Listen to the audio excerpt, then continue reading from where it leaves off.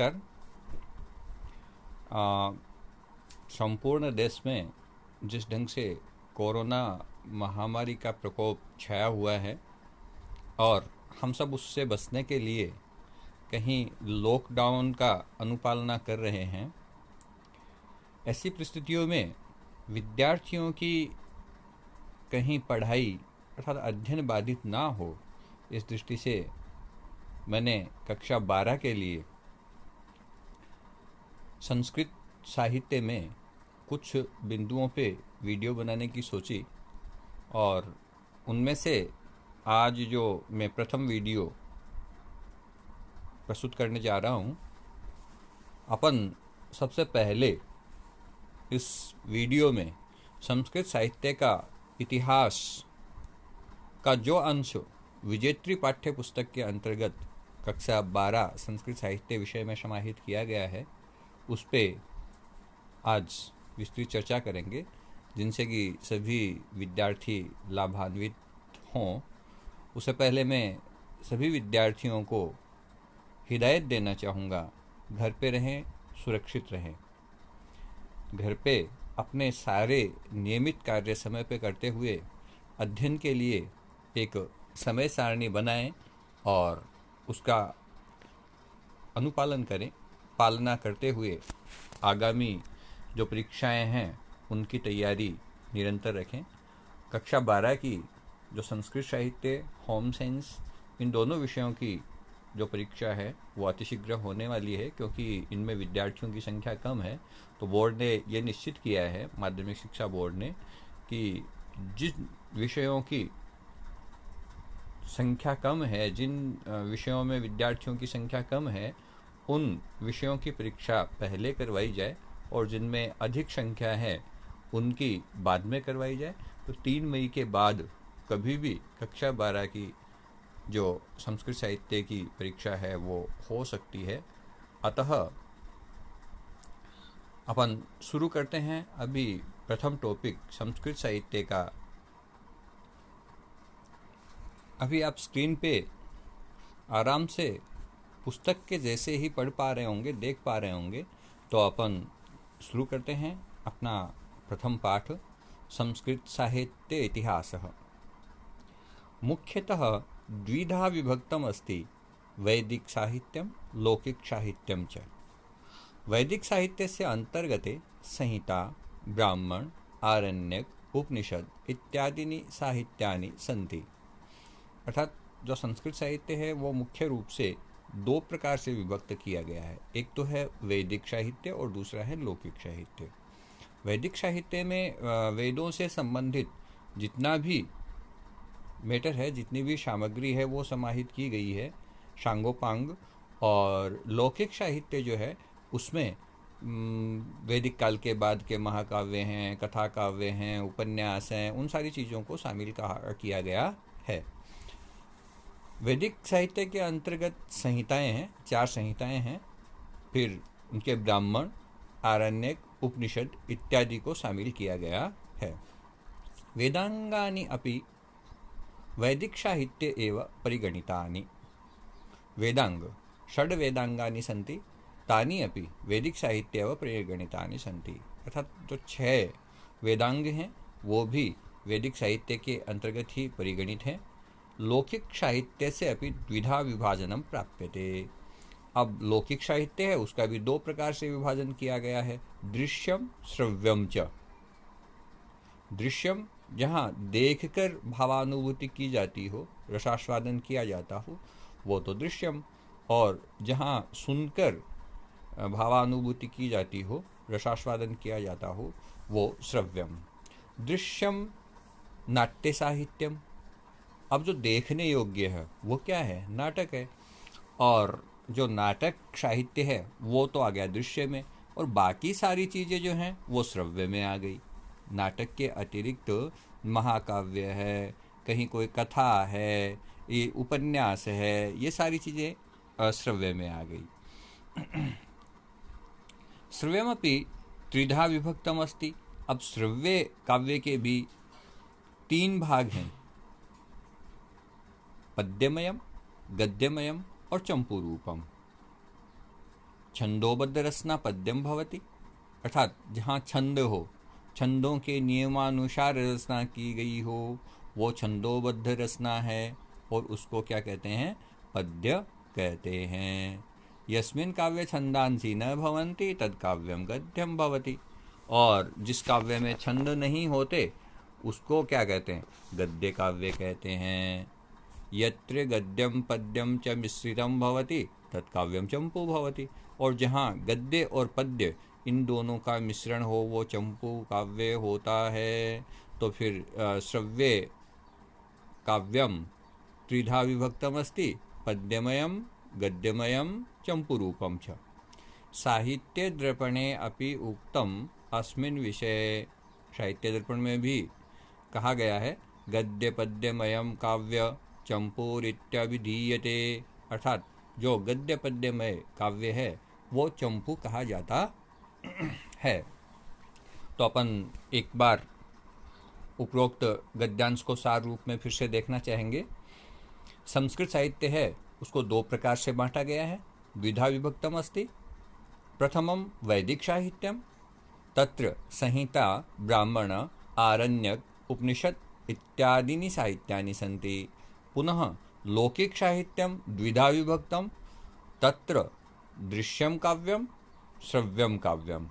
श्रव्यम काव्यम पुनः त्रिधा विभक्तम अस्ति, पद्यमयम गद्यमयम चंपूरूपम च। छंदोबद्ध रचना, अर्थात जहाँ छंदों का प्रयोग हो, छंदों के नियम यति आदि का प्रयोग हो, अक्षर विधान का प्रयोग हो, वो तो पद्यमय। और जहाँ छंद मुक्त रचना हो, छंद नहीं हो, वो गद्य। और जहाँ कहीं पद्य भी है गद्य भी है, फिर कहीं पद्य है गद्य है, ऐसा जो मिश्रित रचना है वो चंपू हो गई। पद्य काव्य से पुनः त्रिधा विभाजनम प्राप्यते, और जो पद्य काव्य है उसका फिर से तीन प्रकार से विभाजन किया गया है, महाकाव्यम खंड काव्यम मुक्तकम च।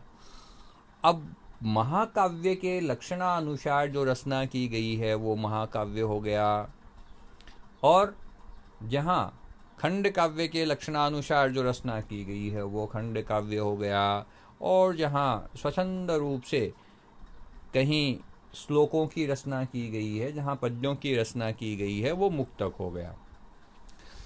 अब पद्य के तीन भेद हो गए, तो फिर गद्य के भी दो भेद हैं, कथा और आख्यायिका।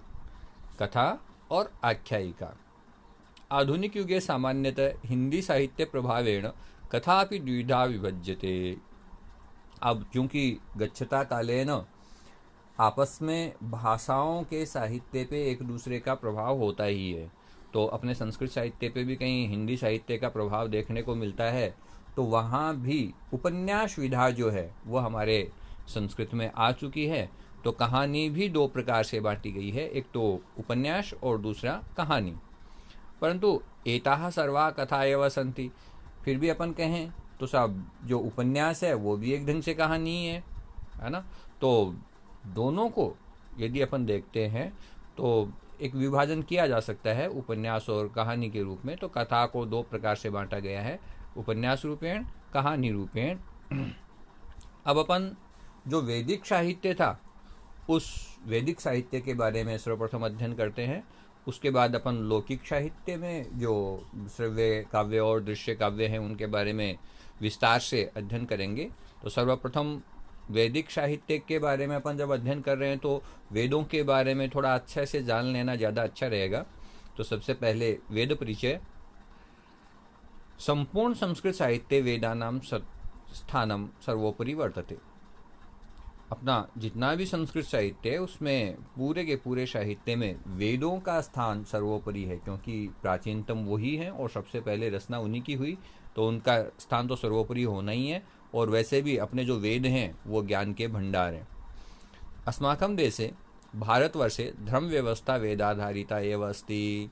हमारे देश में जो धर्म व्यवस्था है वो धर्म आधारित ही है, और हो भी क्यों नहीं। हमारे यहाँ भारत में जो है वो सबसे पहले ज्ञान का आधान हुआ, सबसे पहले हमारे यहाँ अध्ययन अध्यापन जैसी प्रक्रिया शुरू हुई।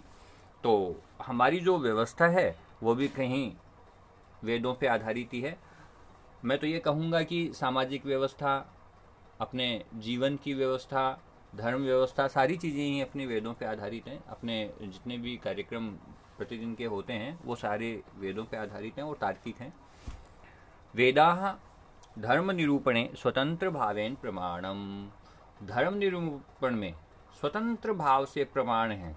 उनको प्रमाणित करने के लिए हमें अतिरिक्त कहीं से प्रमाण ढूंढने की आवश्यकता नहीं है।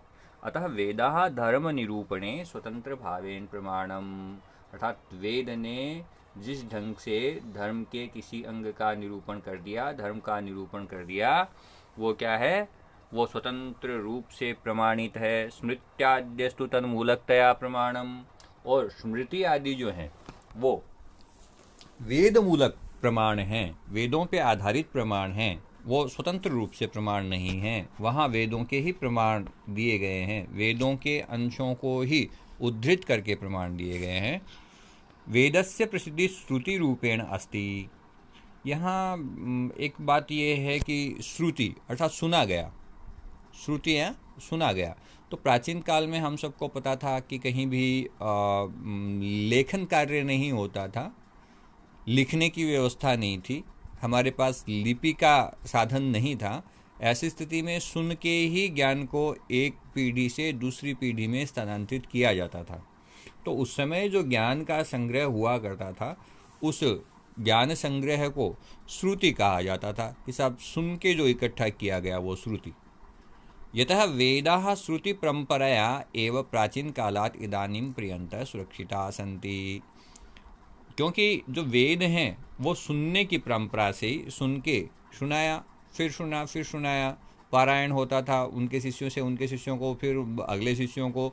इस ढंग से चलते चलते चलते चलते ये जो नवीन ज्ञान जुड़ता गया और जो प्राचीन ज्ञान है वो कहीं संरक्षित होता गया, उसको सुरक्षित रखा गया। श्रुति स्मृतयो विरोधे, श्रुति स्मृति के विरोध में श्रुति ही एव गरीयसी इदम सर्वमान्यमतम। यदि कहीं स्मृति और श्रुति अर्थात वेद ज्ञान और स्मृतियों के ज्ञान में विरोधाभास हो तो वहाँ श्रुति ही भारी है, अर्थात श्रुति ही सर्वमान्य है, अर्थात वेदों के वाक्य ही सर्वमान्य हैं। न केवलम धर्म मूलकतया ए वेदा समादृता अपितु विश्वस्मिन् सर्व प्राचीन ग्रंथतया अपि वेदा एव सर्वेषां भारतीय विद्यानाम आधारा सन्ति। केवल धर्म मूलक दृष्टि से ही वेदों का आदर नहीं किया जाता है।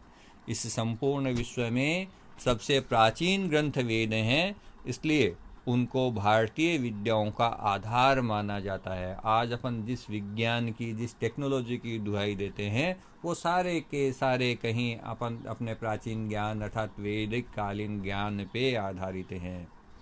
वेदेषु दर्शनशास्त्रस्य, राजनीतिशास्त्रस्य, अध्यात्मज्ञानस्य, समाजशास्त्रस्य, मनोविज्ञानस्य, आयुर्वेदस्य, गणितशास्त्रस्य, अर्थशास्त्रस्य, काव्यशास्त्रस्य, कामशास्त्रस्य एवं च बहुविध कलानां वर्णनम प्राप्यते।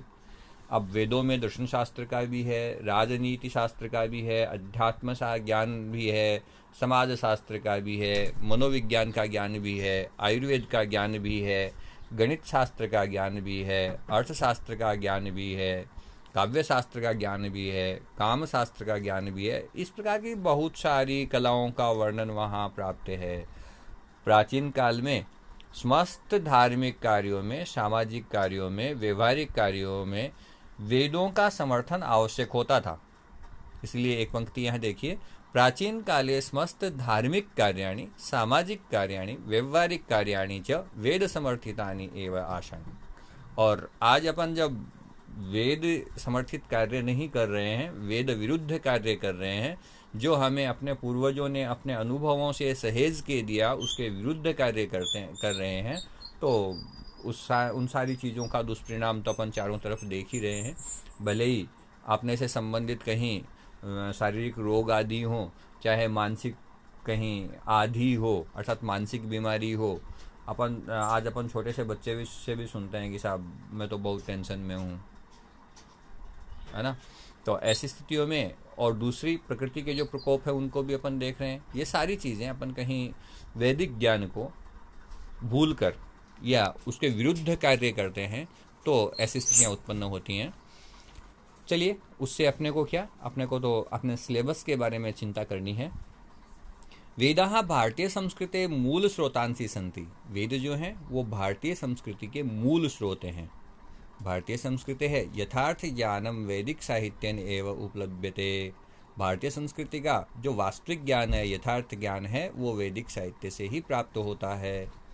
भारतीय संस्कृते स्वरूपस्य यथा यज्ञेषु अखंड विश्वासस्य एकात्म स्वीकृत्या बहुदेववादे विश्वासस्य निष्काम कर्मणा कर्तव्यतायाः परमात्मतत्त्वस्य सर्वव्यापकतायाः ज्ञानकर्मणोः समन्वयस्य भौतिकवादं प्रति अनास्थायाः पुनर्जन्मन विश्वासस्य पुरुषार्थचतुष्टयस्य संप्राप्ते च सम्यक बोध प्राप्यते। इन सारी चीज़ों का ठीक से ज्ञान प्राप्त होता है। किन किन चीज़ों का?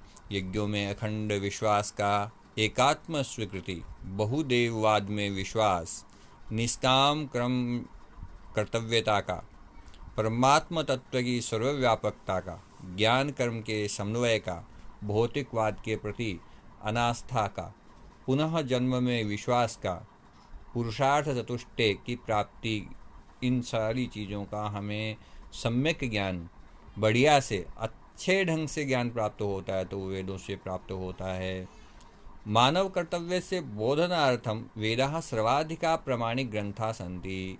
मानव के कर्तव्य को बताने के लिए यदि कोई सबसे अधिक प्रामाणिक ग्रंथ है तो वो हैं वेद।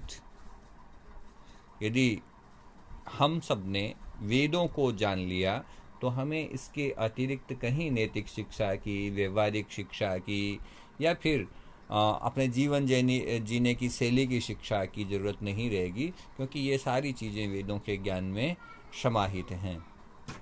अत्र मानव मात्रस्य कर्तव्याकर्तव्योः यथास्थानं प्रतिपादनम अस्ति। यहाँ यथास्थान मानव के द्वारा क्या किया जाना चाहिए, क्या नहीं किया जाना चाहिए, वो सारा ज्ञान यहाँ समाहित है, वेदों में वर्णित है। वेदेषु पितृपुत्रयोः, गुरुशिष्ययोः, स्त्रीपुरुषयोः, मातापित्रोः, व्यक्तिसमाजयोः च सर्वसंबंधानाम् आदर्शस्य च विशदं विवेचनं प्राप्यते। तद वेदों में पिता पुत्र का कैसा संबंध होना चाहिए, कैसा व्यवहार होना चाहिए उनके बीच, और गुरु शिष्य के बीच कैसा संबंध होना चाहिए, स्त्री पुरुष के बीच कैसा संबंध होना चाहिए, माता पिता, व्यक्ति समाज, इन सब के बीच जो आदर्श संबंध हैं उनका विस्तार से विवेचन जो मिलता है वो वेदों में हमें प्राप्त होता है। वेदेषु चतुर्णाम वर्णानाम अपि कर्तव्य निर्देश प्राप्यते। वेदों में चारों वर्णों का जो कर्तव्य निर्देश है वो भी हमें बढ़िया से प्राप्त होता है। आजकल तो साहब वर्णों को लेकर बड़ा तामझाम है। चारों तरफ बहुत सारे विचारक, जो नूतन विचारक जिन्होंने कहीं अध्ययन किया ही नहीं, वो झंडे लेके खड़े हैं कि साहब वर्णों में ऐसा है, वर्ण व्यवस्था ऐसी है, वर्ण व्यवस्था ऐसी है। कहीं तत्कालीन वैदिक साहित्य को पढ़ा जाए तो वर्ण व्यवस्था थी, वो हमारे समाज की उत्तम व्यवस्था थी। वेदः प्रमुखतया द्विविधः अस्ति। वेद जो हैं वो प्रमुख रूप से दो प्रकार से बंटे हुए हैं, मंत्र रूप, ब्राह्मण रूपश्च। मंत्र समुदाय एवं संहिता शब्देन व्यवह्रियते। और जो मंत्र समुदाय है, जहाँ मंत्रों का समूह है, उसको संहिता शब्द से जाना जाता है। जहाँ केवल मंत्रों का संग्रह है, प्रक्रिया भाग नहीं है, उसको संहिता शब्द के रूप में जाना जाता है। ब्राह्मण रूप वेद भाग संहिता भाग से व्याख्या रूप विद्यते। और जो ब्राह्मण रूप वेद भाग है, यानी वेद का जो दूसरा भाग है ब्राह्मण, उसमें क्या है, व्याख्या है। अयम ब्राह्मण भाग है याग स्वरूप बोध का अस्ति। और ये जो ब्राह्मण भाग है वो यज्ञ के स्वरूप को बताने वाला है। ब्राह्मण